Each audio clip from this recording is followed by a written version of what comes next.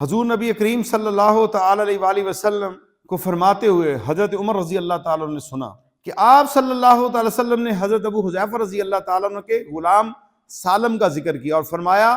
بے شک سالم اللہ تعالیٰ سے ٹوٹ کر محبت کرنے والا ہے۔ یا کتنا خوش نصیب وہ غلام ہے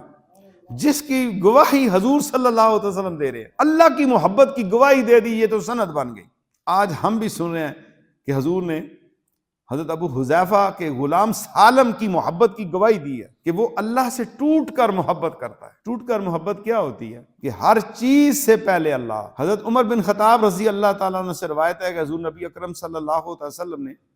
حضرت مصعب بن عمیر رضی اللہ تعالیٰ کو آتے ہوئے دیکھا کہ ایک مینڈے کی کھال کمر کے گرد لپیٹے چلے آ رہے ہیں۔ حضور کے صحابی ہیں، مینڈے کی کھال یہاں پہ لپیٹی ہوئی ہے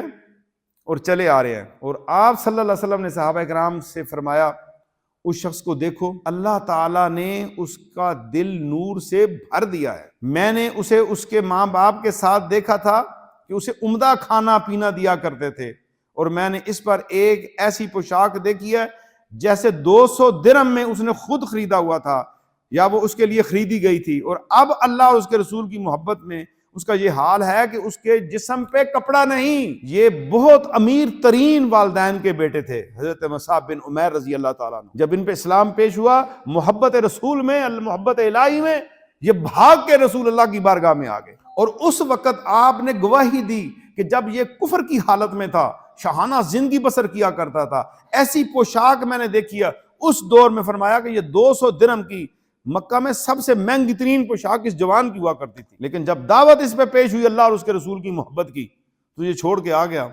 اب دیکھو اللہ اور رسول کی محبت میں اس کے پاس پہننے کے لیے کپڑا نہیں ہے، ستر چھپانے کے لیے پورے پیٹ پہ کھال لپیٹی ہوئی ہے۔ صحابہ کی یہ حالت تھی، ہمیں تو کون سی نعمتیں نہیں ملی، ہمارے پاس تو طرح طرح کے کپڑے، کھانے پینے، ہر چیز۔ تو آپ نے